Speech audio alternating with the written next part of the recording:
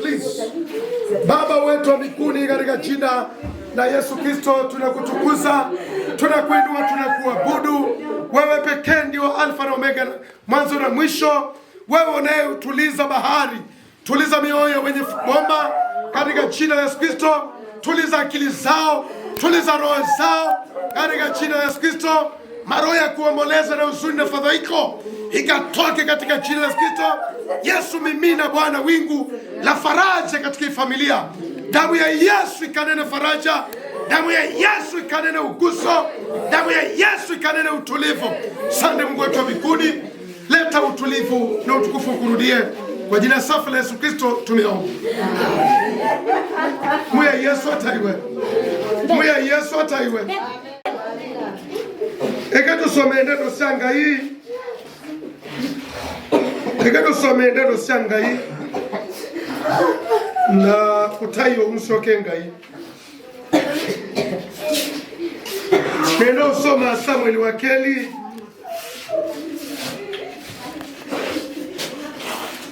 Samueli wa Keli.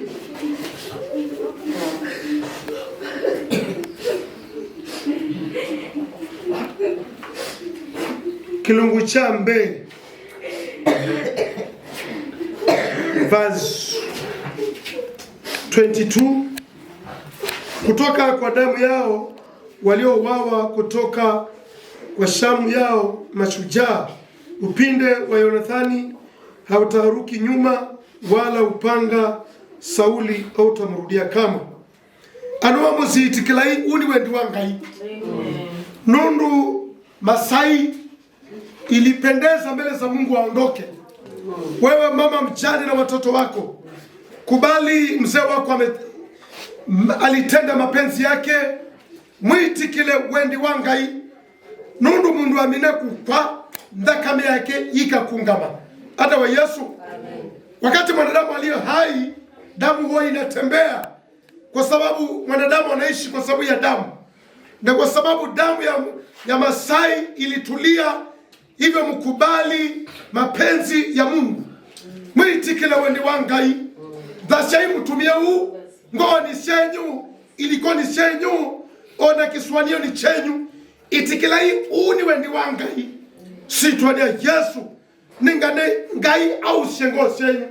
Mungu alete utulivu wa mioyo yenu na roho zenu na maisha yenu. Nunu ngaye utoni. Nena vinya. Nituboya.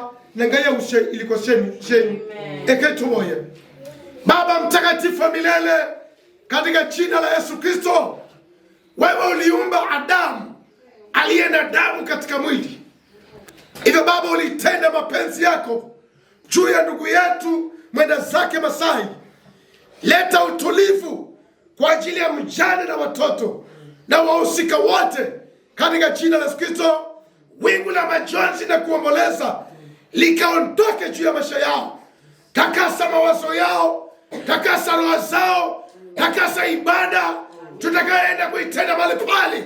Shetani na mbinu zake zote alishindwa msalabani, alishindwa kuzimu, haendelee kushindwa katika jina la Kristo. Yesu Kristo unayetuliza bahari, tuliza mioyo yao, tuliza roho zao. Asante Yesu, takasa safari yetu kutoka hapa kuelekea mashinari mahali pale Bwana, ibada yote na kila kitu Bwana, mwanzo wa kila kitu hadi mwisho. Tunakushukuru kwa jina safi la Yesu Kristo tumeomba.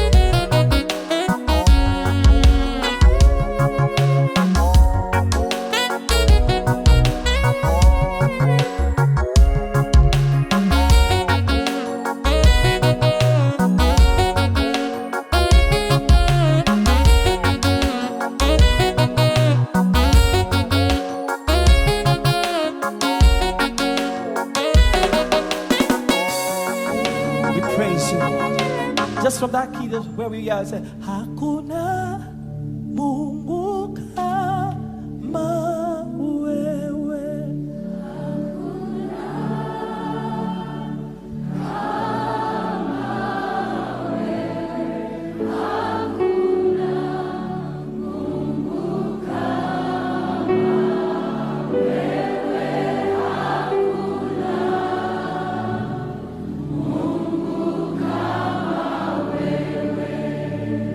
Jehovah Jireh, Mungu wa Israel. Lift your hands, stand it.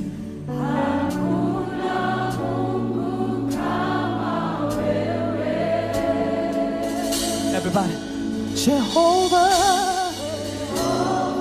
Jireh, Mungu wa Israel. Hakuna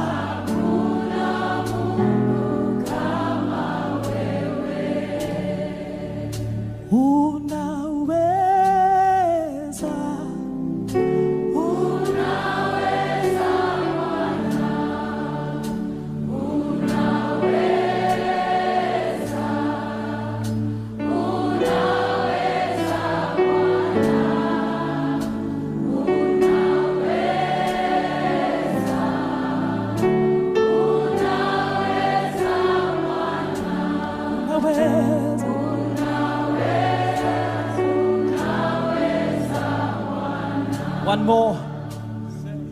Sifu Bwana, sifu Bwana daima. Sifu Bwana daima. Sifu Bwana.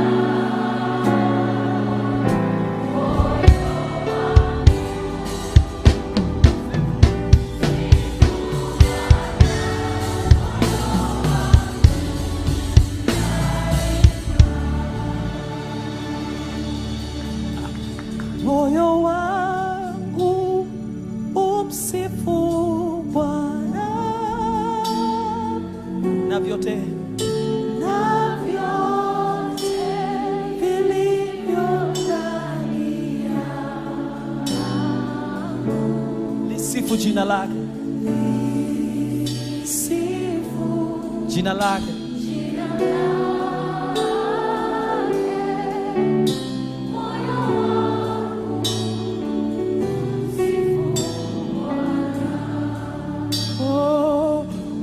Unastahili kuabudiwa, unastahili Yesu, unastahili kuabudiwa,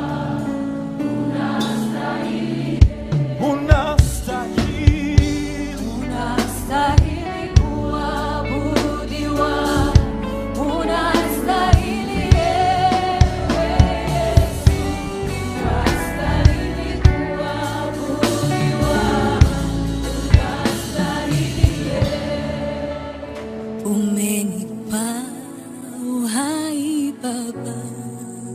nafasi nyingine ya siku Mwasio pamoja na Mungu.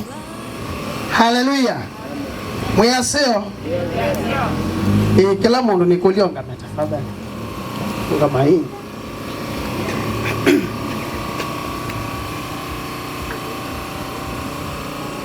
Aya, tuboye. Tunakushukuru Jehova mbingu na nchi katika jina la Yesu Kristo. Mungu wetu na Baba yetu, umejawa na upendo na rehema. Asubuhi njema hii takatifu wa watakatifu wote, tunakuinamia tukikutukuza kwa wema na fadhili zako katika maisha yetu. Sana Jehova kwa wakati mwema huu ambao Bwana tunashukuru. Kwa vile Bwana umetuongoza na kufika mahali hapa. Kuna wale walikuwa wametoka kambo, Jehova wameenda na wamerudi salama mikononi mwako. Kuna wengine wametoka sehemu mbalimbali. Na Jehova hakika umejidhihirisha na umejionyesha. Asante Bwana kwa sababu wewe ni mwema. Tunaomba Bwana tukupe nafasi ya kwanza katika roho Bwana, ukatuongoze kuanzia sasa hivi mpaka tamati. Tukushukuru Jehova. Tunazindama dhambi zetu Jehova mbele zako, maana unatujua, hakuna lililofichika kwako. Unajua mawazo yetu, maneno yetu na matendo yetu. Jehova, tunanyenyekea tukitubu ili utusamee na ututakase kwa damu ya Yesu. Na ukatupe nafasi katika ibada ya leo Jehova, na ukatuongoze na ukanene nafsi zetu walio hai katika jina la Yesu. Tunamkataa shetani na mipango yake katika jina la Yesu. Tukinena wema na fadhili zako mahali hapa, tunazifunja ila zote za mwovu shetani katika jina la Yesu. Na Jehova, tunakupa nafasi ukatuongoze. Bwana, tunakataa mipango ya maadui katika jina la Yesu Kristo, ili Jehova wewe mwenyewe ukajidhihirisha. Hivyo basi mapepo yote, maadui wote katika jina la Yesu tunaweka chini ya nyayo zako Yesu mwana wa Mungu. Na Bwana, kunyamaze kabisa mawazo ya kibinadamu na yaharibu katika jina la Yesu, mawazo ya kimapepo katika jina la Yesu. Na hivyo basi wingu lako Jehova la rehema likatufunike, wingu lako la faraja likatufunike, kuwe na amani katika jina la Yesu Kristo tunao. Lao memembuani bailo dipa ugede ya nimesi nuna mekuika. Thank you. Motwe niwo wote hausi ya kembe. That.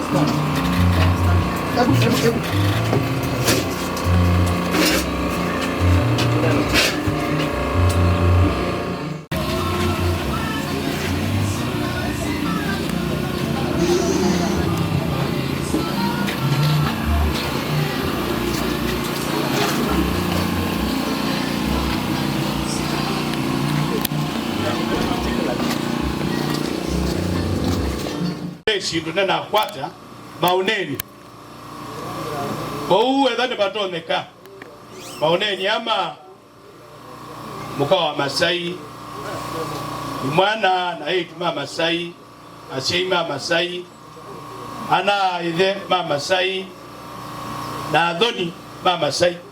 Tafadhali na kwata unduna leo kwata ni Asia nimekunena.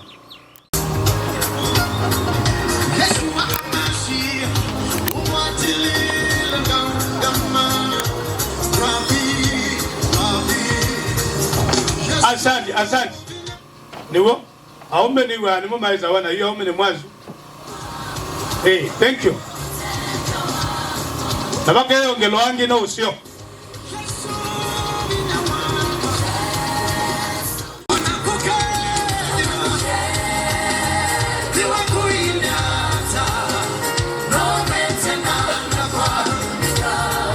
Asia tukakati yangia. Mundu mbua yuka ile ikwenda. Landiye kundukwina wake lungu. Nende ya mamba uyambe. Ajukita wake tapo kaitoya. Mamba utapa anduwa muzi mamba uya. Aumbaya alangi maiya. Na kulia kuika uniki. Ne wakita wakitapo.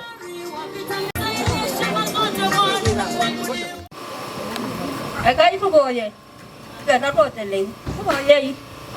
Eka sa wetu ni usunge tutungia muvea. Nundu wote yono usuvio wakula weka na itu. Sadi yoba ni kuiga ni drive maikoni. Nangi ni mauma kambo na mabikosa nguma na angalo. Bewa itu bele uti wote wabi mweniwe. Na nisi itu ani mwana waku Yesu Kristo wetu aboya. Kwa hivyo wewe anza mimi.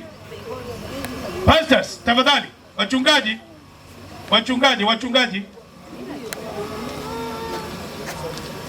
Wadi wizi Germany wandizi zini wongama. Anuto na nimeona. Uwe dawe hivyo, tafadhali nidengele. Ndikudi anduba musi tafadhali. Edo mayozi leo.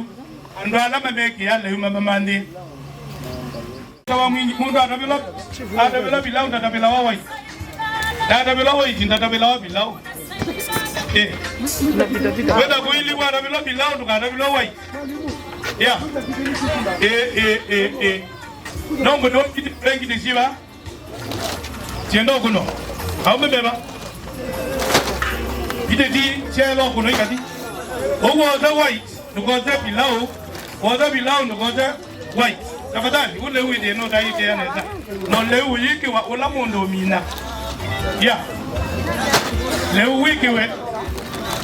Ondo la mondo to na umina. Anabu ya ndima ikiwa ameka usama. Ume yeba same.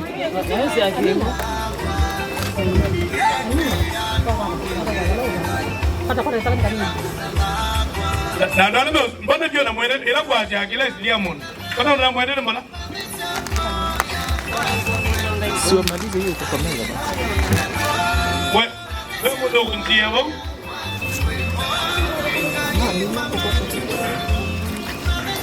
Watu watembee tafadhali.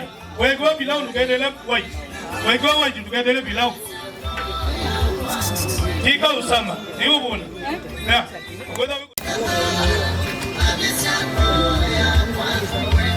Anaba mjimeke weleu. Na laini uende nimbola. Kila kwa aje kila kundu laini. Yeah. Anaba mjimeke na ndimeke weleu. Anako ndio uko sio. Baebe anoingi. Eko mane kibu meyose tafadhali. Kibu meyose. Eko moja ya kibu. Kiba au mnaezabi. Maleo za mndoni makina. Hiyo ndio rais. Wache watafute. Kiba ndo dereje.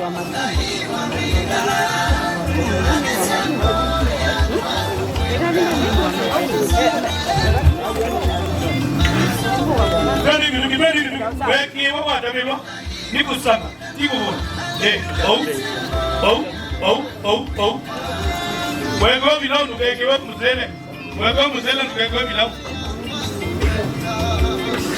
wana nuwa wana naokina kwa sababu kana ke kisimama atwe ya twende direct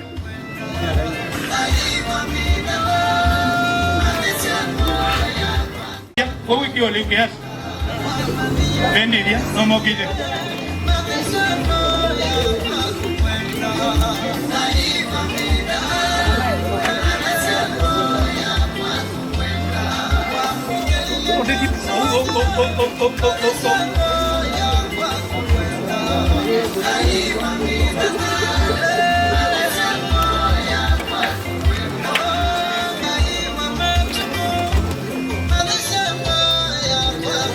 Ile una mituki na duida mituki kudu muzele wika ulekwa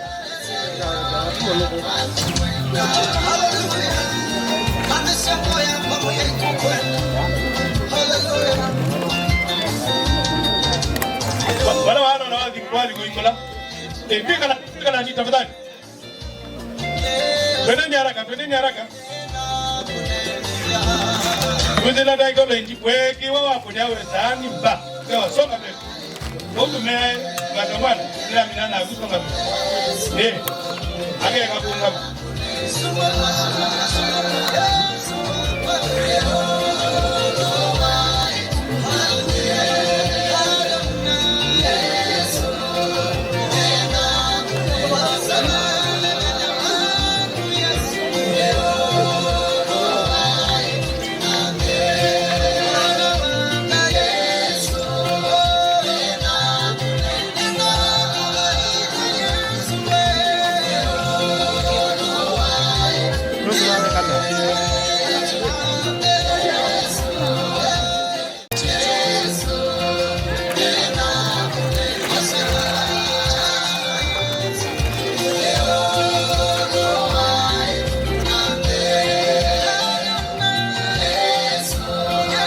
Kosa.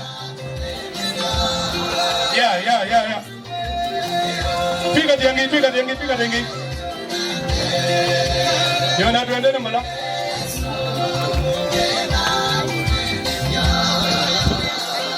Ibu kama yose. Anapo imiluki. Yana mani zaje ambua, kadikele. Wewe kiwa bilao ngoze waiti woza waiti ngoze bilao akwenda kwa ngosio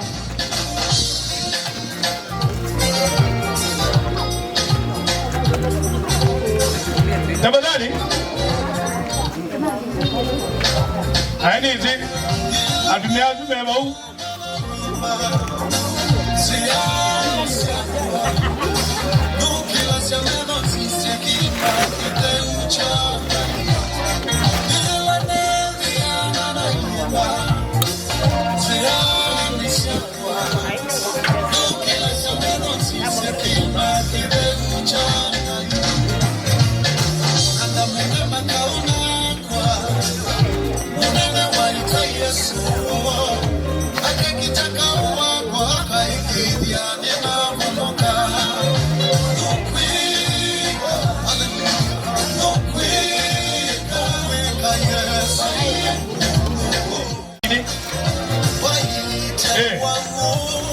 Mambo hata asikiwa alas anakwenda yuko sio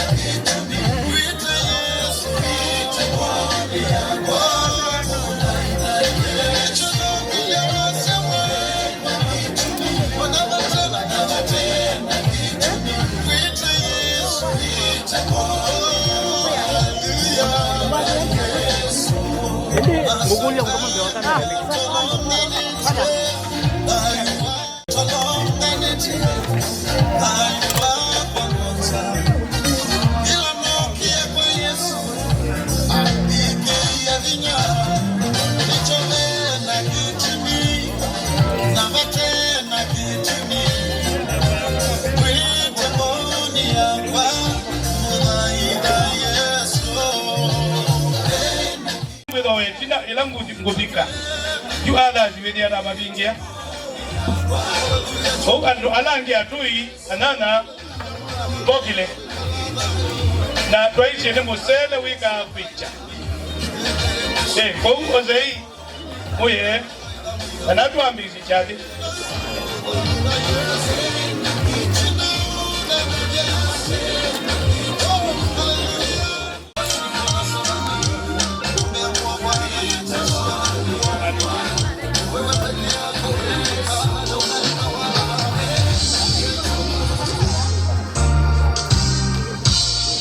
Kulitie others niwe sina atui ya nana abaza mugale mbiani wa mina boya na mino yawe endede wea umba no mune wea na kuno zakini na ndoma praise and worship by I sing water by ilo mengangari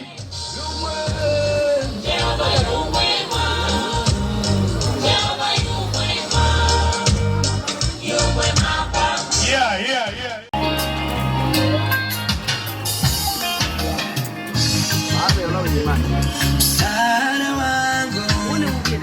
ni wewe peke yako au kwa ituma ya ndiko binga ni wewe peke yako kana kuikibindi niki ukataweze kutakasa kiwanja hiki, ukatakase kila roho iliyoingia mji huu, na Baba, ufunuo wa Roho Mtakatifu ukashuke mahala hapa katika jina la Yesu Kristo. Tunakataa shetani na mbinu zake zote katika ibada ya siku ya leo. katika jina la Yesu Kristo. Leta wingu la faraja, faraja na Roho Mtakatifu zikamiminike mahali hapa, tukiona mwanzo hadi mwisho. Tunakushukuru Asante Kristo, kwa kuwa wewe tunapokuita unaitika. Tamalaki mahali hapa, tawala kila kipindi, kwa jina safi la Yesu Kristo tumeomba, amen. Sawa, Adamus AMD. Yeah, thank you, asante.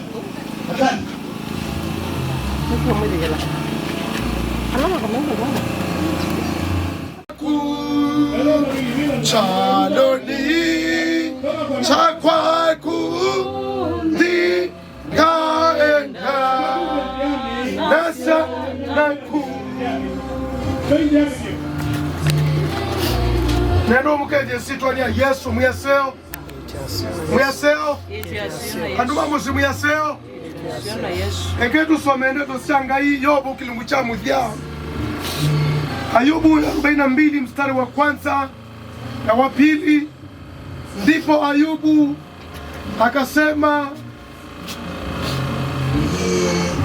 Ayubu akamjibu Bwana Mungu na kusema, najua ya kuwa waweza kufanya mambo yote na ya kuwa makusudi yako haiwezi kuzuilika kamwe.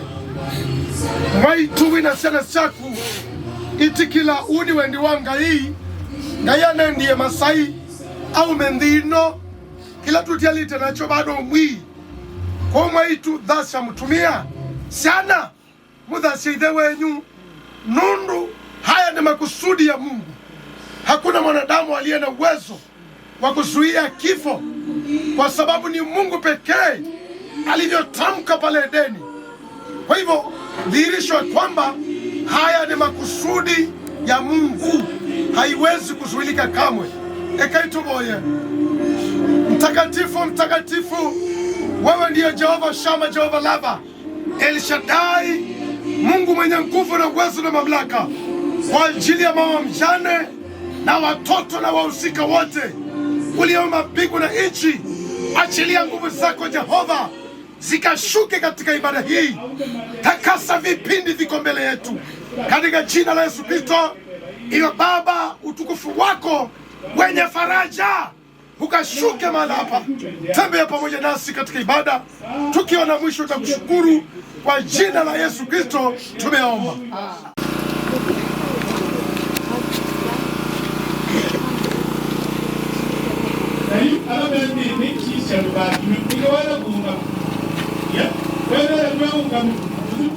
Damu yake Yesu, sina wema wa kutosha, dhambi zangu kuziosha.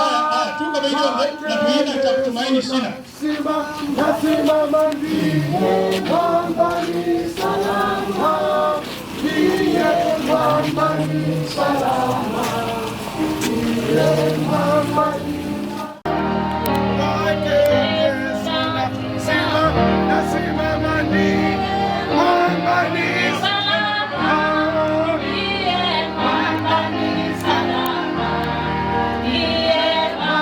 ni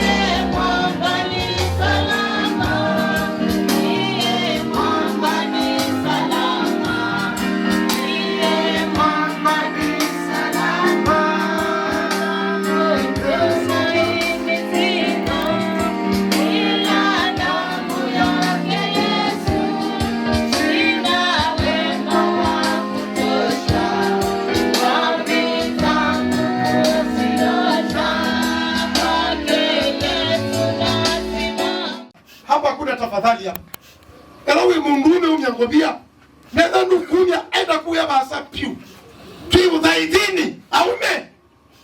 ngenge inaya eda sikali ni mumba changu bia wiu. Baba mtakatifu, mtakatifu, tunakutukuza wewe pekee, uishie milele, usiyefananishwa na kiume chochote, uliye juu ya vitu vyote. Vitu vyote viko chini ya miguu yako. Tunakualika Baba mtakatifu, ushuke katika ibada hii, dhihirisha uwezo wako katika ibada hii. Nyamazisha kila sauti za maroho machafu, sauti za mapepo zikanyamaze katika jina la Yesu Kristo, bali sauti ya Roho Mtakatifu ikatembea katika ibada hii katika jina la Yesu Kristo. Baba, tamalaki Bwana, fariji mjane na watoto pamoja na familia yote kwa ujumla. Tunakataa shetani na mbinu zake zote katika ibada hii katika jina la Yesu Kristo. Wewe mtakatifu pekee, dhihirisha nguvu zako, dhihirisha uwezo wako, dhihirisha wokovu wako hata kipindi cha neno. Baba, tumia mtumishi wako akanena makusudi yako. Wale ambao wajaokoka wakafikie toba siku ya leo, wale walianguka katika dhambi mbalimbali, mtakatifu hurumia watu wako Jehova. Asante Roho Mtakatifu, tembea pamoja nasi. Tamati tunakushukuru kwa jina safi la Yesu Kristo tumeomba. Thank you. Andumamushi Bekalendi Kanaku Mabutu and Theology. Birth. The late Charles Masai was born on date 1 mwezi wa kwanza 1971 in Kigwezi District, Mutito Andei Division, water location Mukange sublocation in Makueni County.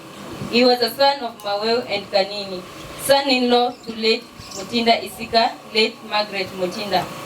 He was brother to the late Beatrice Muthini and late Manechalo. He was step-brother to Chalo Malombe. He was a brother-in-law to Robert Mutinda, Mutua Muindi, and Jackson Mutinda and Chalo. His sisters-in-law, Elizabeth Mutua, Pastor Aida Mutuku, and Agnes Robert. He was nephew to Joseph Kisebe, the late Mutisia Kaliko, and the late Ngene. Cousin to Zipporah Nzembi, Mutinda, Kituku, Sabina, David, Peter, Mwenda, Joel, Chalo Makite, and many others. He was uncle to Mbua, Mwende, and Binda, Mutua, and Kimanti. Christian. The late Charles Masai was a strong stretch of AIC in water since his childhood, where he served the Lord tirelessly until his demise. He inspired many in trusting and serving the Lord. Education. The late Charles Masai attended Water Primary School in the year 1979 for his primary education. Work.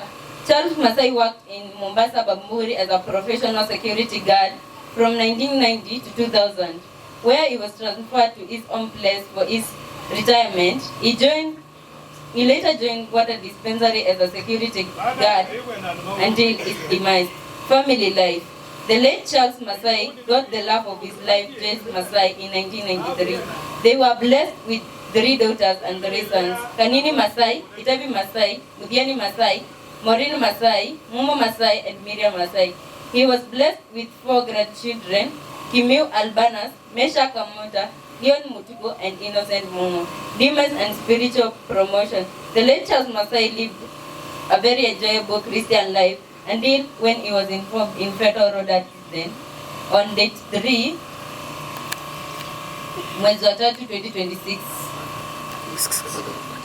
la Kisungu katika hiki Kiswahili. Charles Masai,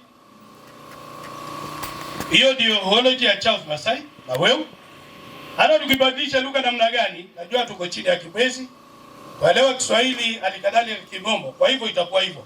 Na nasema tafadhali watu watoke kwa njia nje. Wewe muganga kisebe nikina kutabia ningwizi ukagomushi umapu nikina namwe ya bumbe nondo nditwa asome wa maisha ma Charles Masai Maweu. Praise and worship Yosef Etunawadhi karatu ibalabani. Praise and worship to God. Ikula sia familia Masai Mwamba na muka wake mabwike isanduku. Kondu wandaya sia ide wo. Mamunenge ndaya sio sia mudia. Mamubwike kitamba wona ni wawe ndo wo. Na makimu wanga kwa heri ide wo akomena Mungu. Ukiisi anasia kwa mubwike ide wenu kitamba na mugiki abina. Kanini kwatali ni kitambane samubwike ide wenu mwimwamba neja wenu nenda mwikie bina mwingumba u nimyungumba ila nati wanisia ite nimukulise no kumwikia bina wose nyo ngumba osia kuila ni kwetie sio netele ibwike ide wo kitamba memwamba nenya wo wona nyo wawe ndo wo kula kwimusia iwo Alamba mwetelaje make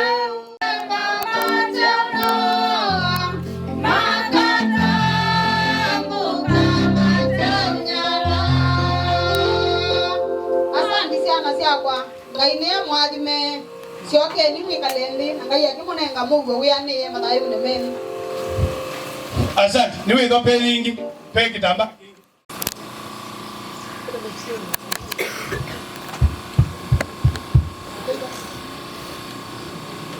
Awesemaga no uzuno na ine yale kwine yonge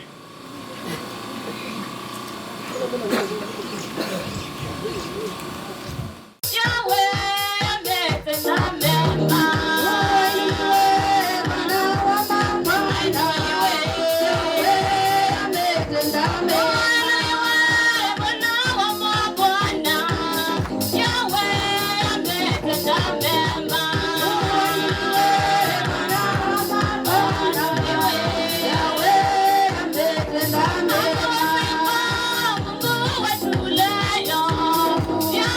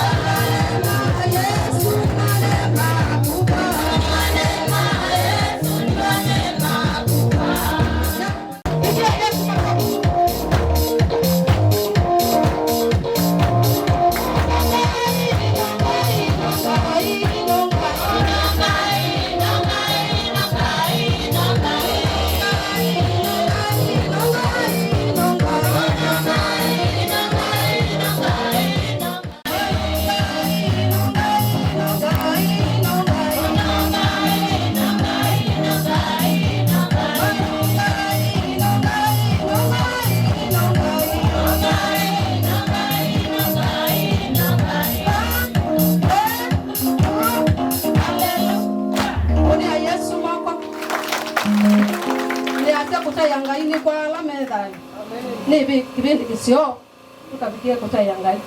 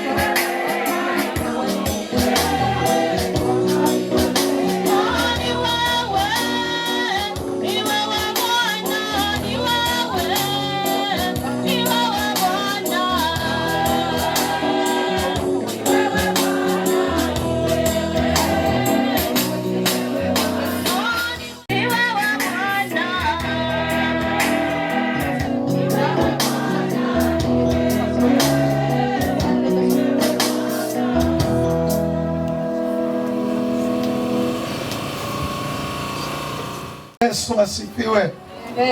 Hebu kama uko hai inua mkono wako juu. Enda uitai ukile moko mako. Sitwani ya Yesu. Haleluya. Amen. Ila chumbe kidayo kimutaye ngai. Nena ubacha mutabanya aite ujumbe wa ngai. Na kuya no mwema budha chanda to ya ngai muno. Anu mangwata idukichene mutabye. Ena wano budha chanda to ya ngai. Nukambile ingi kaitumoya. Jina lako litukuzwe mbinguni na duniani, kwa sababu ni wewe pekee. Neno litokalo juu liletalo faraja, liletalo chemichemi za wokovu na ukombozi, liletalo nguvu mpya, liletalo matumaini ya milele. Neno lako linaloleta uzima. Tumia mtumishi wako jinsi utakavyo. Nyamazisha kila sauti za shetani katika kipindi hiki. Dhihirisha utukufu wako. Kwa jina safi la Yesu Kristo tumeomba. Tunaweza kuketi chini. Karibu mtumishi. Mwasio wa mwene huu Masito ni Pastor Shadrach si Ngwata, Shadrach Mwoki Wangangi. Nwa mama hii si umenijua? Sijui kama nitanilazimu nizungumze lugha ya taifa. Nani yeyote, kuna yeyote hapa ambaye asikii lugha ya mama? Ningependa tu nichanganye, allow me changanye zote tatu, lugha zote ni zetu. Changanye zote tatu na usikia usia ya Bwana. Tutavumiliana ule wakati ambao Bwana atatupa. La muhimu, tumekuja kusindikiza baba yetu alale salama. Haleluya. Hivyo basi, kwa sababu hii Alfa ni Mungu mwenyewe ambaye amealika watu, ana jambo na kutaniko hili. Mungu ana jambo nasi. Hebu jiulize, Mungu unasema nini kuhusu maisha yako? Ubindete kwe kulyangai endata yulo abayi wako. Yesu ndataiwe. mamusi ni bole ikindu kithaki laisi no lota besi Uwanyo miongoni na mwe usuambe. Wakati Mungu alikuwa anamuumba binadamu, alimfanya binadamu na akampa mamlaka, na aliumba binadamu akiwa amekamilika, na akampatia sheria ya kufuata. Lakini binadamu aliasi Mungu na akapungukiwa na utukufu alioumbwa nao, ukaondoka utukufu ambao alikuwa ameumba nao. Ni asielanga iwomba Mungu ni wamumbie emwene na emwailu. Ini Biblia inatuambia Mungu eyumbia makusukusu maingi. Bwana Yesu asifiwe. Anza sasa kujiona kwa kioo. Jiangalie kuanzia sasa hivi.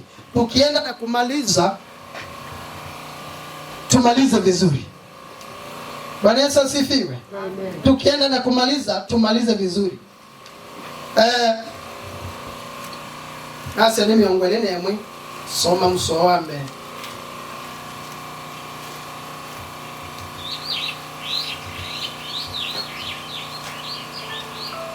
Anona itu yeu na ndi nsao. Niku idwa itu yambe na ndi yambe nimbitu. Haukanga ndivyo ingi. Anona ulamu usimudeu Yerusaleme wewe. Aidhea kuma ituni kwangai. Umbanitwe tamutwawa useoviwe muume. So wakatatu. Na newa wasia munini kuma kivilani cha usumbe. Uyasia sisia hema yangai ivamwe na ando. Na ake akatwa vamwe nao. Na mo makedhiwa andu make. Na ngai mwene akedhiwa vamwe nao. Ngai wo. So wakana. Na akavya medho onge medho ni mo. Na kiku kikedhiwa vo ingi. Ona kuikedhiwa ingi kumeta. Kana kuia. Kana wo. Na kana wo maungu mambe ni mavitu. Hula wekalite kivila ni cha usumbi Asia sisia ningu twa maungu on the meo. Na Asia anika nikwidhi wandeto nisia kedhito na nisia uo. So that too. Na ambea nikwike it is done. In English it is done. Nikwike ninye alfa na omega. Mwambililio na muminukilio. Nga munenga ula wina wauni mansi mandongo ya mansi madhayo mana. Bwana Yesu asifiwe. Mungu ni Mungu ambaye anatupenda, na hakika ninaamini kana kwamba kusudi lake katika maisha yetu leo yataenda kutimia. Hivyo mpe nafasi azungumze nao. Roho wa Bwana aseme nasi. Ningependa nizungumzie juu ya uzima wa milele. Life in eternity. Binadamu nimetangulia na kusema aliasi. Na kupitia uasi binadamu alilaaniwa. Kifo ilipata nafasi. Lakini Yesu Kristo alipokufa na akafufuka kwa malimbuko. Haleluya. Usiauambe wa kudhayuka. Kwa Yesu Kristo ila wadhayuki ni ishara kana kwamba onaitu tukadhayuka. Ni wao usiauambe wa dhayuka. Haleluya. Mungu alimuumba binadamu haishi karibu na yeye kila wakati. Alitamani kumuona binadamu mbele zake kila wakati. Mwi Yesu dataiwe. Ngaya na mundu edwa ewa kube na age kila evinda. Lakini ainge nituenda pasana ngai na we ene na muleile na oyukiowo. Bwana Yesu asifiwe. Amwele mamuleile ngai aendetu aileta ukito. Alama muleile ngai amwe maidhamba wako manena age no tandumbia na kitunguu saumu na tangawizi. Nondo mtenda senses. Yesu nunenga naye we. Na pia kibatuka ni chambi wa watu wi. Maidhamba nunga kitumbea na kitunguu saumu na tangawizi na mbaki na iko kabongoloto kukuka wako manena age ile wiwo tabika. Wakuwe mundu ngwite ila nini na boda boda witha igu atamika bai mugo. Yesu ndi ataiwe halama leila Yesu Kristo no tumene na nemesiki yenitu. Haleluya, amen. Tanyo watene na tele wone kambini wa Yesu Kristo kwanzia liba ya kwitikila kana niwe mwana wa Ngai nani wakwiye na adayukana kenda utangiwe wekewe na isi yaku na kwitikila ni laisi na kuka kasi ni netikila Yesu ni mwana wa Ngai akwiye na adayukana ndu wakwa na nyini noka kwa Yesu ni noka. Haleluya, ni laisi na Yesu aja ukai unumwilie jo vile ulivyo na kenda kwote dayo utavela dini wa Yesu. Lakini kuna vitu ambavyo vimetutenga na upendo wa Bwana. Alitupenda kamtoa mwanae pekee akafa kwa sababu yetu. Lakini kuna vitu nyingi ambavyo vimetutenga na upendo wa Kristo. Alomi Nana kingi bingi itutana niche na wendo wangai na nisiamana nisiamdeno. Okidya wakwata ni weyombea nisi na cho lakini baiba nduki utwaite. Haleluya. Pastor Manana 36 wena Mike Ondo kuandikitwe ondo waku tuwa muthenya wonde kondo waku tuwa ondo wa Kristo tuwa muthenya wonde kila ibina tutaendelea na kufa. Haleluya, haleluya. Ene ugide kiguni abala kigoka kila mundu wanu wasema inde ego kia ukazi yetu ego kia kiguka kazi yetu nondu ila usema ukeka na ino ndu wiwanza imanja wende demwe wako mbe wasumbe wetu. Bwana Yesu asifiwe. Endelea kusoma, sitaki kuingilia sana. Ondo kuandikitwe waku yes. Tuwa muthenya wonde itutala waku ithi wa malondu makwawa isha wana tobidi tunde bang ulo kwazia ruti woti osi ngasimeka alama asema isimeka mena mbingo ego. Haleluya. Alama asianye ndio wekanye ni mundume mena mbingu. Alama asia ndio wekanye na yengata makuza ameona sio. Haleluya. Amen. To kila hivinda ete la kikwitu ukite ya mwadhu ngoja kifi inakuja. Ni wewe ujui siku. Kwa kia ni mwadhu ngote esi. Alama ndini wa Yesu maike ya balo ise edwane kokwa. Ni balondo wa Kristo. Sasa uniko ona nusio ni sherehe kwake. Enda no kwikala da yaka banyobo. Bina mono kondo wa ula watu. Eda wendeni wa Yesu Kristo no kile akikubina kila chate na tena. No kile akikubina kila chate na tena lakini ni kawaida. Ni kawaida. Wenda kukile akikubina likandeni wa Yesu. Nondo wenu wakilie bina akwiye na adayuka. Na ito tuka kwenda twigata. Tukwate dayo utadela yetuni wotanu. Endelea. Nondo nene sivyo kana kiku ona thayo ona laika ona monene ona maundu mayu na alama koka ona mavinya ona utulu ona utulu ona uliku ona uliku ona kila chombi we chonde ona kila chombi we chonde kititona kututana nyana kititona kututana nyana wendo wa Ngai ula wendini wa Yesu Kristo ula wendini wa Yesu Kristo ya nawe ni watana ni wa Yesu nawe pateke nona kema tutana nyana wendo wa Yesu lakini we na kwa ni tutana nyana wendo wa Yesu ukakwata maondo ange mambe kila kitu utana ni ya Yesu ito. Hallelujah. Amen. Kwa soma ingi bwithi nuna soma muzwa 37 very good. Yeah, sawa sana. Revelation how to it sahi tunalia Yesu Kristo say dayusu mweo baada ya kufufuka. Hallelujah. Hakutakuwa na mateso. Mwe Yesu na ataiwe. Amen. Mundu kwazi wenda kwa Mungu ndo mena simu. Niwa.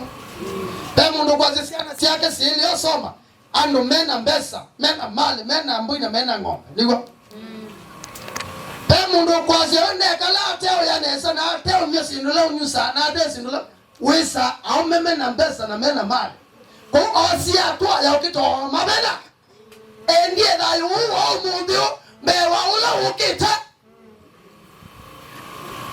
da yu kana manda usumbe wetu mbe manda usumbe wetu mbe na maondo yake ukongelelwa manda usumbe wetu mbe manda wendo wa Kristo mbe na mboni nuobuna na ziana ni sio sawa na maisha ni meo songa eka kuishungulisha na maondo mande eka kwethenye na maondo mande ukaya ki ukanywa ki ukeki yake Mungu atashungulikia. Si ujaribu Yesu leo na uachane na hiyo kazi ambayo unafanya ambayo impendezi Mungu, ambayo inafanya watu waishi kwa uoga kwa sababu yako. Umekuwa alishababu katikati ya watu. Wewe mchawi, kumbuka kana kwamba hiyo kazi unafanya inakupeleka kwa dhiki ya milele. Wewe ambaye umefunga matini, hiyo kazi yako ya kufunga matini ili ya kuletea fadha. Wewe ambaye umeingia Illuminati, ujue kana kwamba utamkia dhiki ya milele.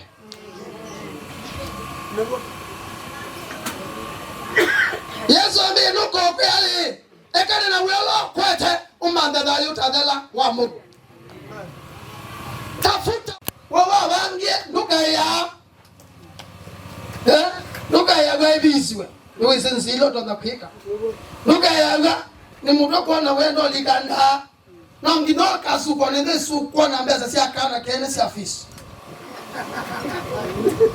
watekie mundume nyara wateka mundume wele nyara na siana siende na uteseka wa wiki abala mwiki siana siende na uteseka kibeti chake kitiki yake tange ni wa wiki yes kibeti chake kisu kwa ni wasukawa ona kitona utanu ni watana wa mukia dhina watena na tena. Amen. Na nweze keita olike kwezi laba na akambuta vyo kezi wa balaba elite edena nyombasi atina ukezi wa kubila nite. Hallelujah. Amen. Eze wanoka mungulutu ukezi wa ngabukite ukezi wa balaba elite exactly ukezi wa balaba elite ukezi wa balotu wa akambuta vyo programu yevo ukezi wa pala utuha Zukuni saku ukezi wa bang Kimana ni chaku ukezi wa bang Ulala ine waku ukezi wa bang Nusioni saku ukezi wa bang Ili itani ukezi wa mwana na weka nina uwezo upete Wekwata uyola wina bata Ona wadhio tena iyato Ona wadhio tena iyato Ena Ona wadhio tena musuke Enza tamukala Jordan Oneze wiki beti Enza Nondo muzuko ni wao kutoa ile ya mwaki. Kitu gani kitakutenga na upendo wa Kristo? Ni muzuko. Ni ndosho. Ni kabongoloto. Ni mekuka. Noki. No lalai. No ngei. Amwe. na nithi onayo nithi na nithi na itwisene na Yesu no kwese na Satani no kwese na Ngai no kwese amua umuthi wa ciali nini wa obo witabanwa kwani mo alama tabana sobo na alama tabana maketi kana ko muma muthemba utiani ciana tani ciana uyosubio one thia Ngai ne onenga kimaone one thia Ngai ne kunenga kindu kisio oyu tani ciana uyosu uthukuma nondo etune mosiosu mutheu Yerusalemu nza na bado aza Yerusalemu mwe abambetwe tamoto wa usu no te kanisa abambetwe twawa upambwe tamutwawa na ondokewa nando na wisende nai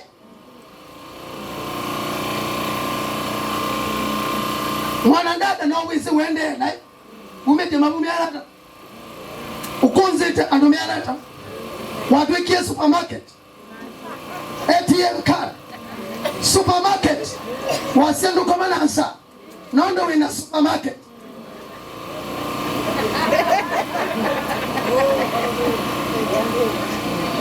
sa ayu sa niyo wewe wasia wanga indo komyengo edelu kuyo wasia wanga indo komyengo nondo nikabika tonga ngo she kaka ya medu umewapa maziwi yase ni kanisa niambie kudhaira weka ile bazana ngini kwenda wona atabanye menja na ngugu ina pesa sia na nwenda kwete ile teke na pesa aziza wana tangudina ngai tu ni ngambo na nongo mia ndete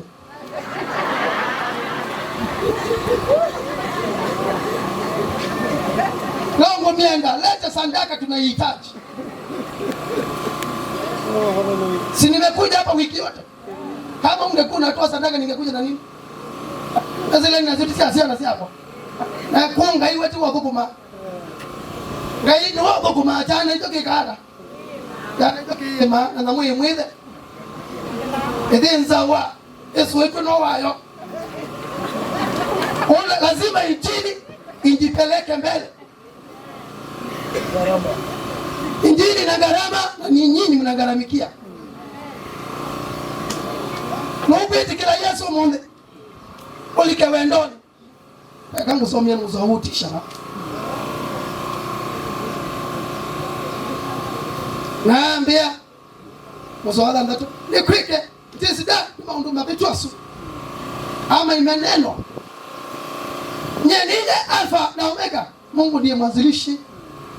Ndiye mwanzo na ndiye mwanzo wa maisha yetu na ndiye anakamilisha maisha ya hapa duniani na hata ya milele. Ni Mungu mwenyewe. Hivyo basi Mungu akisema ndio, hakuna wa kusema hapana, hata kama ni kwa njia gani. Bwana Yesu asifiwe. Onede kwanza yeba, lakini tie bila yako ya ndio sisi ndio azetu yeye, lazima tulive ndio naenda ndio yawe kwa mumo mno. Kama uliangi wewe ni mgumu sana. Ololo siango maana sana mtu asa. No yambe yakuya nondo wa madhina la umene lwadhali wako. Na wambe yakuya nondo wa madhina la family yako. Wambe yakuya nondo wa ndwele yenu. Wambe yakuya nondo wa kanisa. Wambe yakuya nondo wa ndenu tuinayo. Wambe yakuya nondo wa dunia yote. Wakristo wanakufa, watu wanakufia dhambini na sisi tuko hapa tuna sherehe party after party. Badala tumgeuze furaha yetu kuwa kilio. Sani yewe muno sani yewe muno sa mudena to kana ibinda tadhe ya nomekuya pia nomakwati ekwe vijana asoma muzi meleta tabiesu. I don't like that. Hallelujah. Nendo mina Pastor Mukala nendo mina me soma verse 8.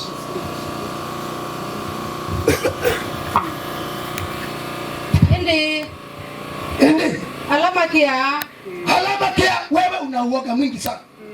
Unaogopa kifo, unaogopa njaa, unaogopa maadui mpaka unatoka kwa Mungu unatorokea kwa shetani ya kulinde. tuongee na ngani watu wanyesingi vitu kutegenaga. Watu wamekuwa waoga. Wanaogopa wanapita kiwango. Mpaka wanapoteza uzima wa milele kwa sababu ya uoga. Endelea. Hindi alama kia na alama etikila. Alama gada. Alama tetikila. Wewe hujaamini bado. Wengi hawajaamini bado. Wako na nini hao? Wewe ambao utaamini Yesu Kristo anaokoa kwa kuaminika. Alama za atasia. Na alama za atasia. Naoani. Naoani. Nailalai. Nailalai. Naoi. Naoi. Na dhaidimame bwana no. Na dhaidimame bwana no. Naondela manena ao. Naondela manena ao bongo. Kianda cho kikethiwa iyani ila yakana mwaki wa mobility. Kianda cho kikethiwa iyani ila yakana na mobility. Naoni ndio kikucha. Ni wawe baba. Mimi ndusioke. Ndukizi bala kwako. Indi alama kia na alama etikila, matetikila na alama dhatasia na owani na ilalai na oi na dhaidimame bwana no na onde alama nena ubungu kianda cho kikethiwa iyani ila yakana mwaki wa mobility nayo ni kiku cha keli. Ni wewe wawetwa. Ni wawetwa pu. Na naondo ni wawetwa. Etikila ndito shanga hiyo mundi uanduke. Kumbali ubadilike. Mambo matuike mengi. Ubute wanaisi yako. Weke wanaisi yako. Wewe utungo kindu chao usumbine wangai. Nakenda uone dhayo tazama. Naomba kukalika kindu kibuku. Mimi na wewe hatutaingia kama tutaendelea kukaa ndani ya dhambi. Hivyo basi, acknowledge that you are a sinner before the Lord. Itekila kana we mwene nae. Ukilia kwako mwene na itakwa. Ukilia kwako mwene na itakwa. Limu ya dheu. Nono ni mwe uolo wao museo. Edani we tikilo waosu. We mudhewi. Wangmapa. Lukati pia ongela makusukusu. Lukati ongenge. Kime tichaiti weke na kwa tiwa laine. Na chale tuwa baha. Na menae kwete mabia. Iyasya ni kuandikitwe. Ni kuandikitwe. Ukala ni kuandikitwe. Mwaka maziche ni kuandikitwe. Makwete mabia. Mayasya ni kuandikitwe. Mwalimu. Mundu edhu wanu nito. Akimango na mabia kata. Uyasya ati mwalimu. Unasema aje mwalimu? Unasema aje mwalimu? Na imeandikwa. Yesu akumana. Yesu kainama na kuchora chini. Lakini mawazo ya wale binadamu wamengoja wakiinua juu. Na asiati kama hakuna mtu ambaye hana dhambi, hanze awe wa kwanza kumgonga mawe. Eka kuisilela na bae mundu kusilela Yesu akiwati kota nziobi na ndukasioke na ingi.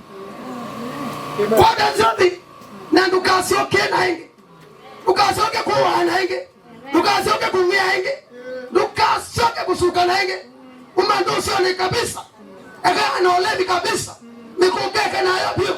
Yani ekuya toka ukwende na usitende dhambi tena. Nondu weka ingi nukwa. Na ninyi wa Kristo kama mimi, wale ambao tulimkubali Yesu Kristo, tukitenda dhambi tunakufa. Kiroho tunakufa kiroho. Ukidhi atuina pinda wakibeba. Na tutikala talangi matesi Yesu. Halame kalilete dunia. Hivyo basi neno la Mungu linakuambia na linaniambia tusitende dhambi tena. Amen. Si unajua kenye kilikutenga na Yesu? Achana nayo. Umetenda dhambi mpaka leo. Sasa usitende dhambi tena. Pastor Mkama, karibu malizie.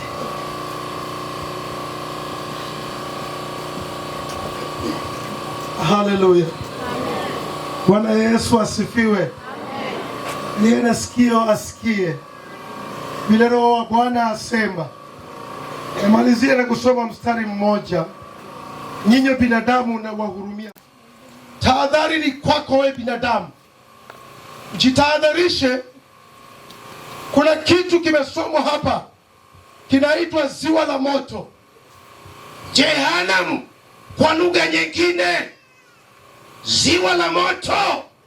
Jehanamu ni mahali pabaya, yani ya mwaki ni bandu bathuku akamba ikanenda weka ubujandeto ya Ngai.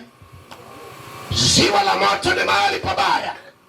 Kuna vitu viwili mahali pale, ili tuombe na jina la Bwana litukuzwe. Soma Isaiah 66 verse ya mwisho, the last verse 24, kikamba ya zata na makaumala hao asunao. Endelea. Soma ya Kiswahili tafadhali. Soma ya Kiswahili. Na watatoka nje. Hao ni wakina nani? Hao ni watakatifu. Tukiwa kule mbinguni, Yesu atatutoa nje, atupeleke, akatuonyeshe Jehanamu vile ilivyo, na waliotupwa hapo.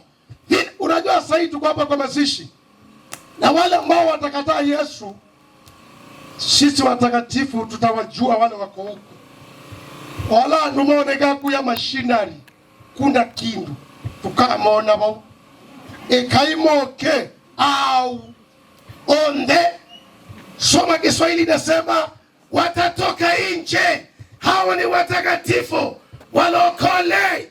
Tutatolewa nje na Yesu atatupeleka, akatuonyeshe Jehanamu vile ilivyo. Yesu anashika geti, atafungua, atasema ya kwamba tazameni mizoga. Unajua wale watatupwa Jehanamu ni mizoga, si watu, ni simba. Wale walimkataa Yesu, Yesu anasema ni mizoga. Si mimi nakuita mzoga, wewe umekataa Yesu. Wewe unayekataa Yesu, chunga Yesu asikuite mzoga. Halo? Jehanamu ni mahali pabaya. Mimi sineni habari ya dini hapa. Jehanamu ni mahali pabaya. Jehanamu kuna vitu viwili ili tumalizie. Jehanamu kuna funza. Kisungu wanaitwa nini?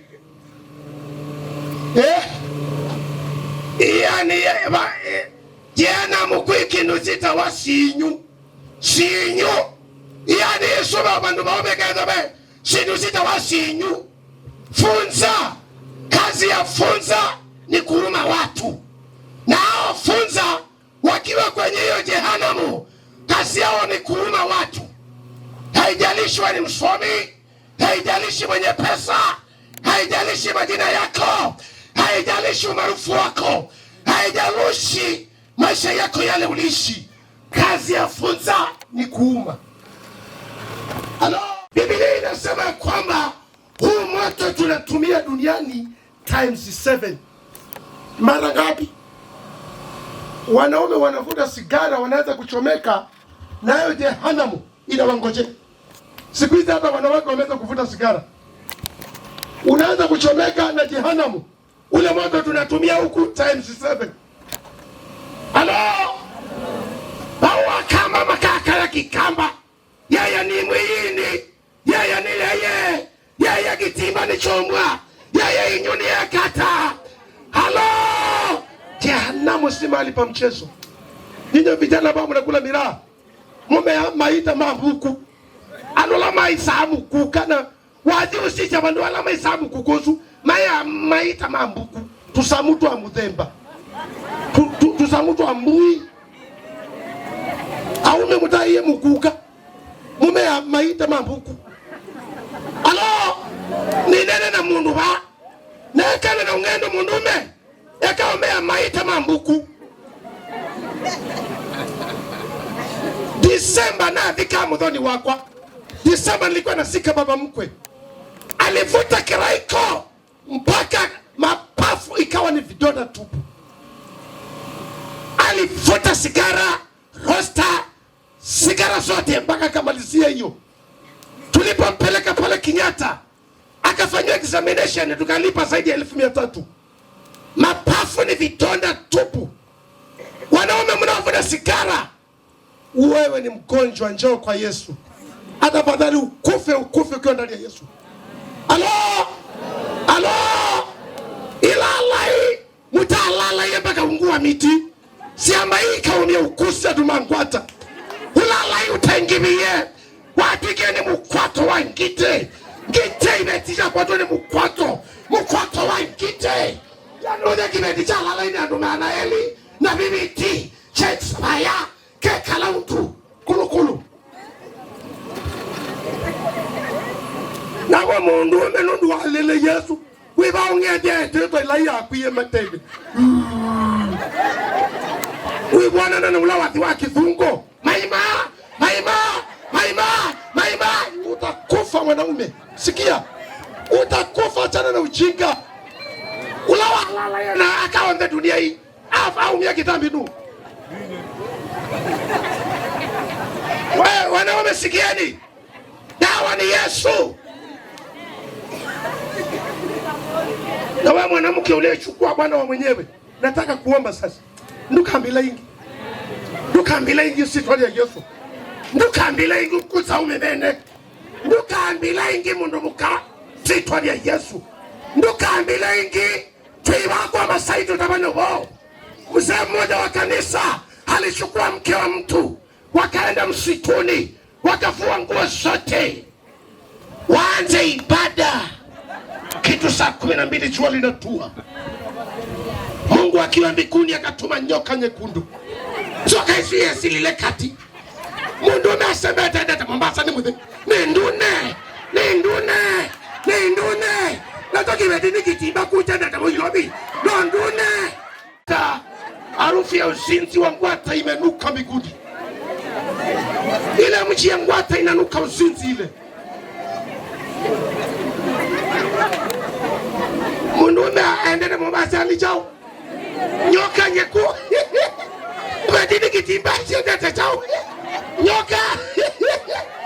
Alo.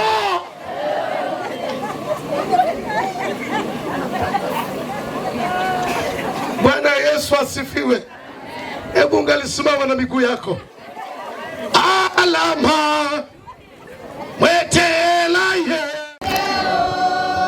Parinyawo Makamba Tangiyo Makase Makelma Makata Muka Mateo Alama Wetela yes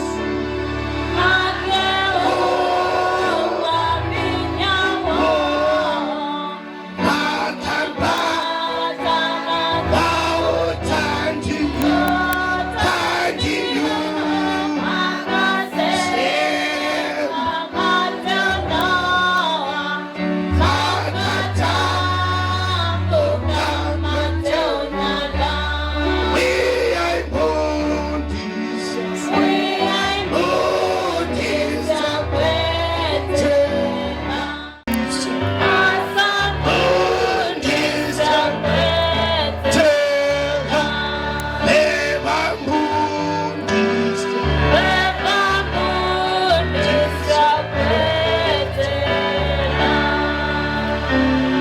Umesikia neno la Bwana? Nataka tuombe ili huruma za Mungu zikufikie. Funga macho yako na tuombe. Mtakatifu, mtakatifu, jina lako litukuzwe mbinguni na duniani. Ni wewe pekee unayejua maisha ya binadamu. Wanadamu hawa wamekusanyika mahali hapa, unawajua maisha yao. Wale walianguka katika majaribu mbalimbali, Yesu wahurumie. Warudishe katika wokovu. Warudishe kwenye utukufu wako. Warudishe kwa nguvu zako Jehova. Wale ambao wajaokoka Jehova, Baba, huruma zako zikawaguse. Gusa roho za wanaume, gusa roho za wanawake, gusa roho za wanarika Jehova, katika ibada hii yenye faraja za Roho Mtakatifu. Tunakushukuru Bwana. Tunalitia mikono yetu tukiwa tumefunga macho yetu Kama unataka kumpokea Yesu, inua mkono yako juu, tuombe na wewe. Tukiwa tumefunga macho yetu mbele za Bwana Mungu, inua mkono wako, tuombe na wewe ili Yesu aokoe maisha yako. Inua, usiogope. Ukila moko mako ekaukia mtu atakufanya nini? Binadamu haokoi. Inua mikono yako juu, kila moko mako ukilia tumoye utangiwe ni mwe Yesu. Mtakatifu, mtakatifu, uishie milele na milele. Dunia hii tumetambua kwamba itatupwa katika ziwa la moto. Tumetambua kwamba pia shetani na mashetani yake yote yaliyo baharini, nchi kavu, angani, yote yatatupwa kwenye ziwa la moto. Na hata wote ambao waliokukataa, wanadamu waovu wote watatupwa katika ziwa la moto. Na hivyo Bwana, kwa wote waliokupokea Yesu Kristo, inua mioyo yao, wajaze matumaini, wajaze tegemeo, wajaze kukuona wewe pekee. Tunaamini kwa imani neno lako limeneno malapa likalete mageuzi. Geuza yule mwanaume aliyetekwa nyara na shetani, anafuga mapepo katika nyumba yake. Wewe mtakatifu wa Israeli, wewe ni Mungu mwenye wivu, usiyependa kuchanganywa na miungu mingine. Wewe uliyesema wewe ni Mungu mwenye wivu, Baba, hurumia yule mwanaume aliye na miungu yake kwa nyumba. Hivyo Bwana, hurumia wale yule mwanamke aliye na miungu yake pale pale. Bwana, geuza roho za watu wako Bwana, wakuogope wewe, wajue ni Alfa na Omega. Roho zile za binadamu zilizo katikati yetu, zinazodharau neno lako, Mungu wa Israeli, ulinena wakati wa Isaia ukasema hapana amani kwa mtu mbaya. Hakuna amani kwa mtu mbaya. Sumbua wanaume Jehova, wasumbua usiku na mchana. Wale ambao walianguka warudishe kwa wokovu, wale ambao hawajaokoka wakufikia wewe toba. Yesu Kristo ndio toba pekee. Baba, nasema ni asante kwa ajili ya wanawake wote ambao walio mahali hapa wanatembelea tembelea mjane, tembelea wanawake Bwana, hata wakiwa nyumbani. Yesu Kristo ishe milele. Wewe tembelea watu wako Bwana, hata wale wameteleza katika majaribu mbalimbali. Jehova, tembelea watu wako Bwana. Asante Yesu kwa kuwa wingu la faraja za Roho Mtakatifu, chemi za utukufu wako zikashuke katika ibada hii. Vipindi vilivyosalia Baba, tuongoze, tumia Master of Ceremony, tukiona mwisho tutakushukuru kwa jina safi la Yesu Kristo tumeomba. Keti chini. Master of Ceremony.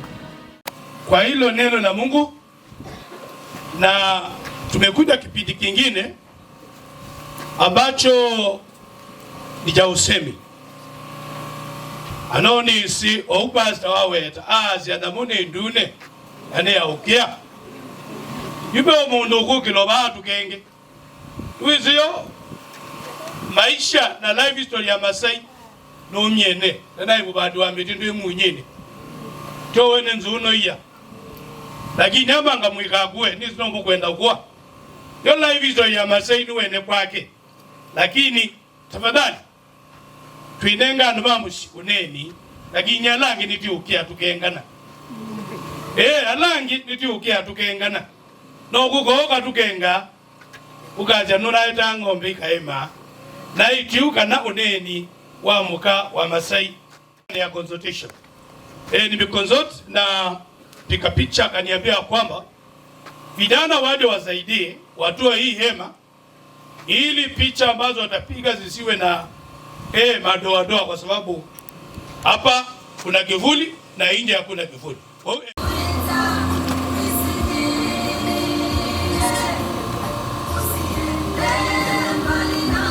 Muni baba wa mwiso wa muka wa mututia Masai. My dear husband, today I stand with a heavy heart, remembering the wonderful man you are. You are not only my husband, but also my friend, my companion, and my greatest support. From the day we walked together in life, you filled my world with love, laughter, and strength. You are a caring man who always puts your family first. Your kindness, patience, and wisdom guided us through many moments in life. In every challenge we faced, you stood strong and encouraged us to keep going. Your love made our home warm and peaceful. Though your journey on earth has come to an end, the memories we shared will live forever in my heart. I will always remember your smile, your gentle words, and the way you cared for everyone around you.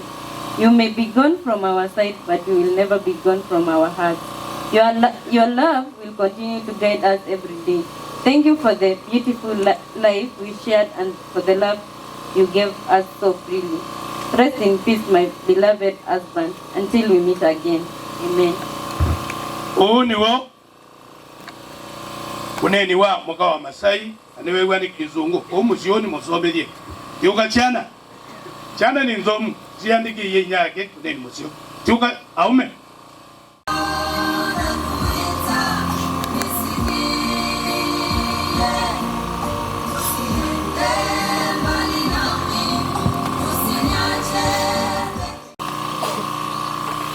Dad, today our hearts are filled with both sorrow and gratitude. Sorrow because we have lost you, and gratitude because we were blessed to have you as our father. You are our guide, our protector, and our greatest teacher in life. You showed us the meaning of love, hard work, and honesty. Though your words and action, you taught us to be strong, to respect others, and to always do what is right. You are always there for us in every moment, celebrating our successes and encourages us when life becomes difficult. Your laughter filled our home with joy, and your wisdom guided us whenever we were confused. Even when you were tired, you still found time to listen to us, advise us, and remind us that we were deeply loved.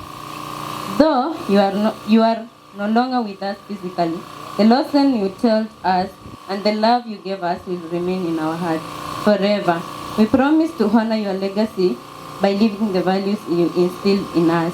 Dad, you will always be our hero and our inspiration.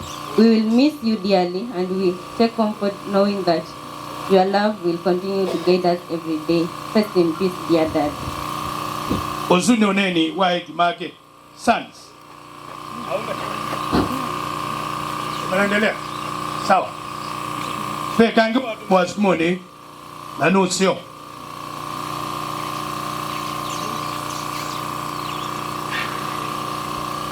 Etu meisi na ndo mamusi.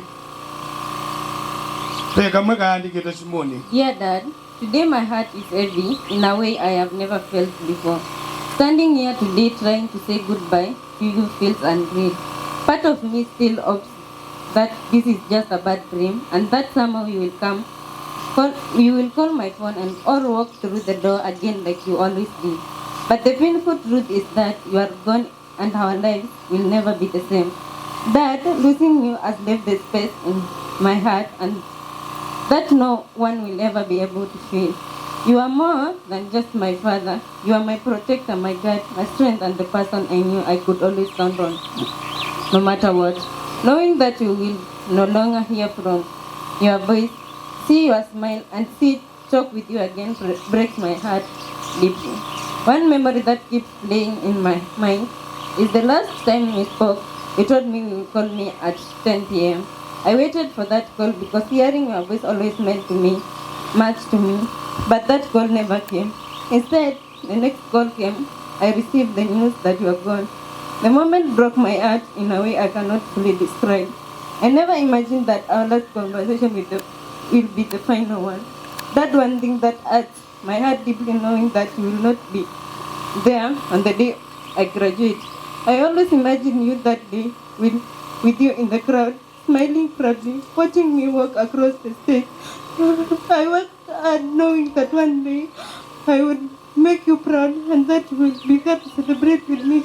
It pains me that you will not be physically there, but in my heart I know that your blessing and your spirit will still be with me on that day. You worked so hard for our family. You sacrificed so much to make sure we had what we needed. Many times we may not be fully understood the weight you carried for us, but today we stand here gratefully for everything you did. Your love was shown through your action, your care, and the way you always tried to give us a better life. Thank you for your love you gave us. Thank you for the lesson you taught us about life, about respect, about hard work, and about caring for others.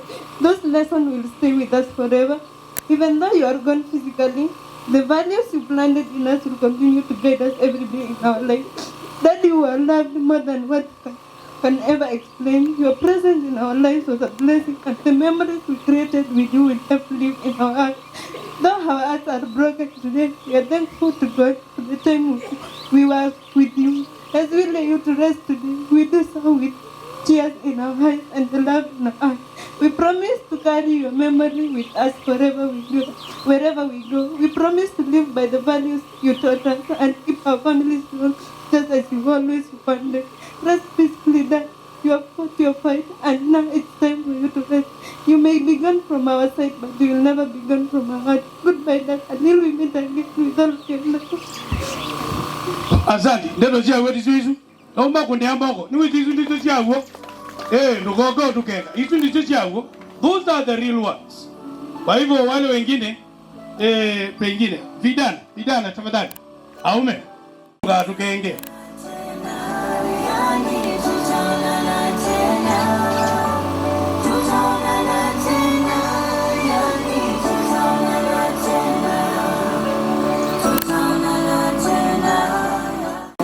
Nashukuru Mungu japo na machozi. Hello. The children tribute to their father. Dad, today our heart of pain with both sorrow and gratitude. Sorrow because we have lost you, and gratitude because we were blessed to have you as our father. You were our guides and our protector, and our greatest teacher in the life. You showed us the meaning of love and work and the honesty through your words and the action. You taught us to be strong, to respect others, and to always do what is right. You were always there for us in every moment, celebrating our success and encouraging us when life becomes difficult. You ratified our home with joy, and your wisdom guided us whenever we were confused. Even when you were tired, you still found time to listen to us, advise us, and remind us that we were deeply loved. Through you are no longer with us physically. The lesson you taught us and the love you gave us will remain in our hearts forever. We promise to honor you legacy by living the value you are instilled in us. That you will always be our hero and our inspiration. We will miss you here, but we took comfort knowing that your love will continue to guide us every day. Rest in peace. Hear that will forever live in our heart. So, only that one. Now mwendete. Recall last month, tarehe 19, I come tuanenie yuluwa maundu mengi ruwa musi. Wamwende aipesika wangu ni simu ambelesya. Mweyusu ndo watu tuambia project the end of this month. Tukole mwezi wa 3 2026. Twekala matukweli 3 wakeli usu tukunaona kuna information neweta kwa ndevo. So inewe wo mwingi muno ndo bese ndira twandikete ndino wa musyo azino wandabiseno wanenge guidance mingi ane education omombe ona kwenda ndevo ni bo kungama education ndo sindozo wandabise wanenge guidance ni education onenda ndevo I will do alone. Ito kukwata na ki family ito kweka ilango mwende ni ikana kile kwa zenga ino ndieu nga yeka itakuwa tiumwe inwa tena na tena ndio jawe tizu moine museo mabinda onde wati noe kata Wati noe kata. Ala metele ti baluke ti baluka. Mwekale mwezio. Gani munenge. Ubo umwe. Nani ubo nisi. Anoniye. Anelezwa. Anedi anigo. Musio umwe. Pae muse. Na kiweti chake. Na tui. Nani mesi meme anata. Meli. Ayi metela muse etwa. Muse amino dikwa. Niwo kwesa kwegwa anena kibeti chaka ando. Ndo musi mambe akukela masi mambe yonena sindu mara si. Kwegwa ikitekai. Paaki ukithewa. Chakeli. Yesu. Mwenenga wa Biblia. Yesu.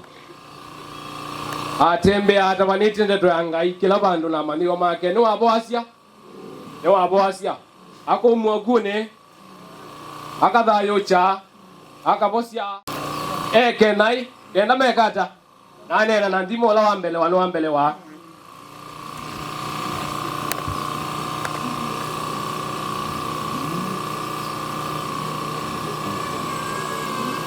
Diminia na asiai na chikwa thoku pewa diwaini wale mwini na ina ni waswani yekeli katat aisi anduma muzini manyau anduma muzini mwimini anduma muzini manyau dinye ne wazi wakati voi wenda ndo kasaki wazi wakati voi anduma muzini manyau dinye ne wazi mini na wazi wa ebuku wa mumo we ani ekwito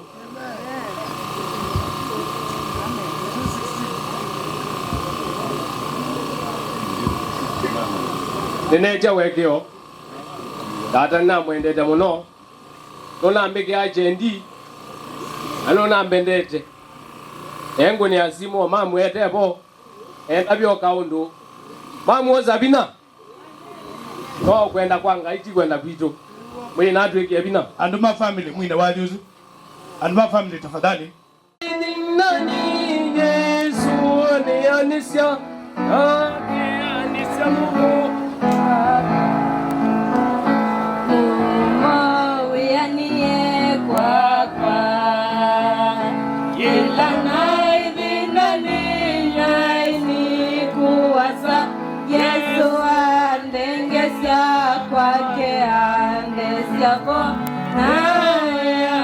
Mumo kwa nono wapa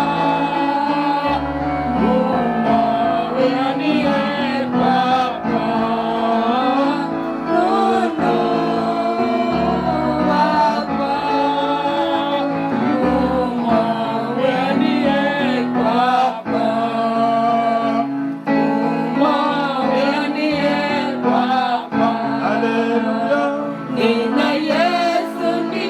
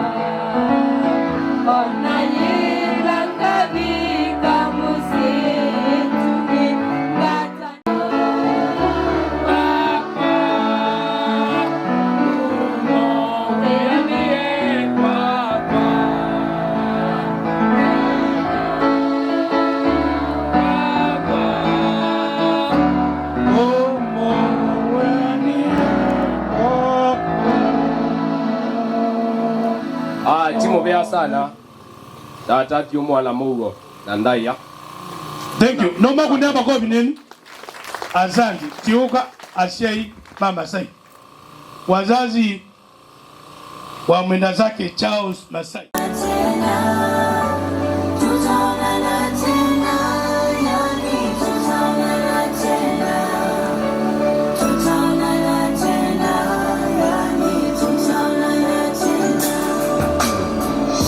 Safari umeimaliza salama,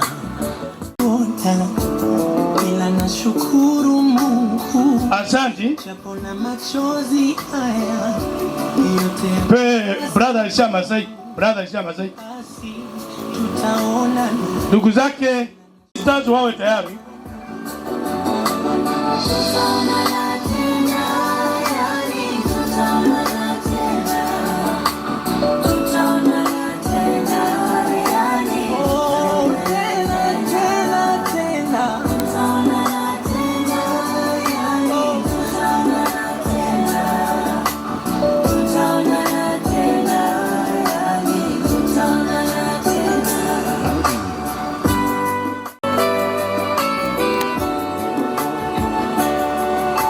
Tuinya sisters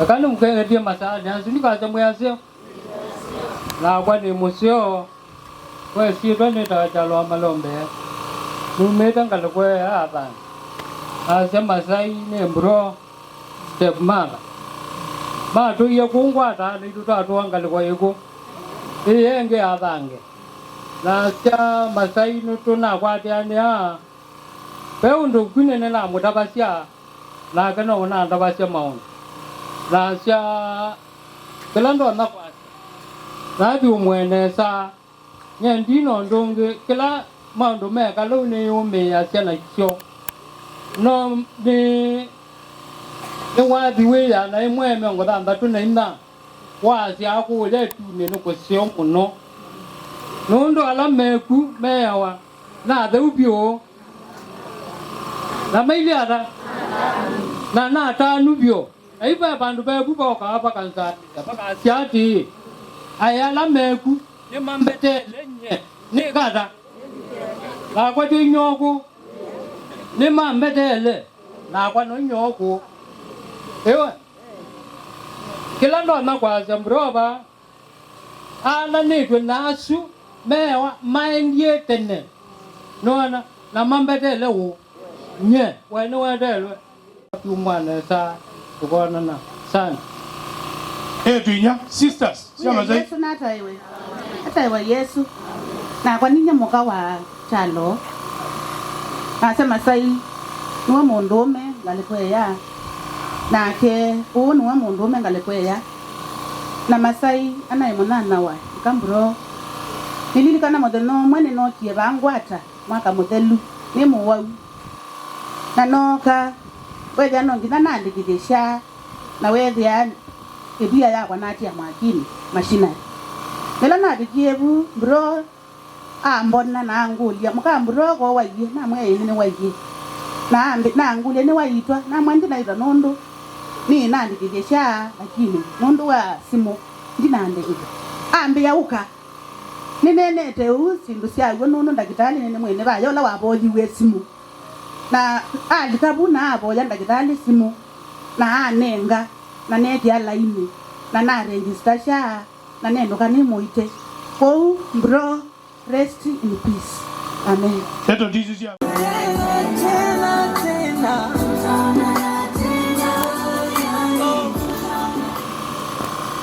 thank you Tiuka Adoni Mama Sai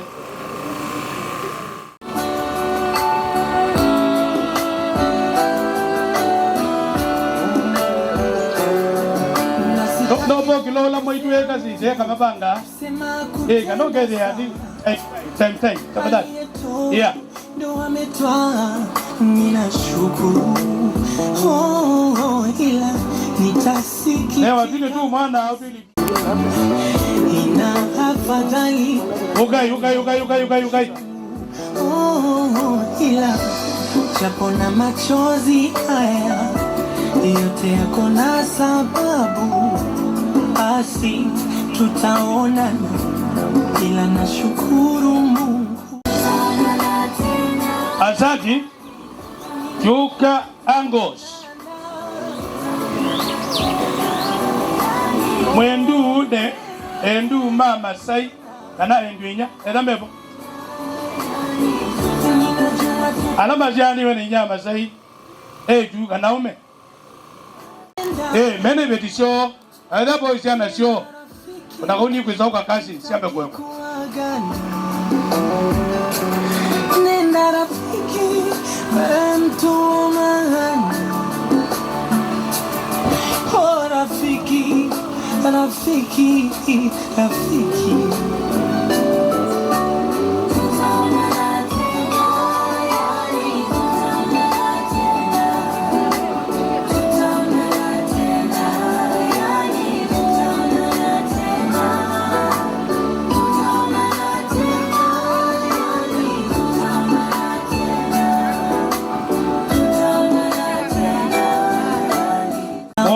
Katiza with the boadela japo na machozi haya yote yako na sababu, azimba pia monena tutaona tena.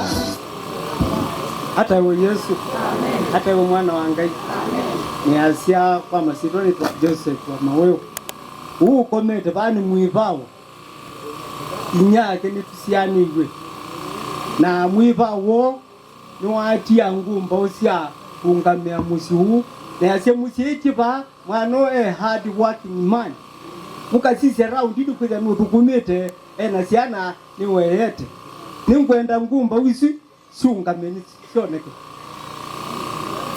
ngumba wisi sia Masai samani wametoka kidogo lakini yule hako asimame sawa yeah ni mumene pe plus nephew wake alama tona kwithia monga mite semwino omeata na mwivae wa Masai kwitina nake nonga mione kwikale nyingi au meamunji nola mwana kiongi ninywe jukumu ya musi umwini nye wenyu undu wa mutatia ati yeni undu kenda neigwa na nethe wenyu erieno ndithia igwana tondu igwana niguo kana ni upungu nenda kukwata ni na mwitula withia atwa wanaete nindoba mwionsa pata wo nesa nwete biundu kwema mwitwita yeni umugweni tuketika lenditi setu withia mwitu sunu akikwata kwake ni mwisu vya bakweni tuimwe maseyo na ebae mekundu na kundu na ebae mamundu nimenda akula kwi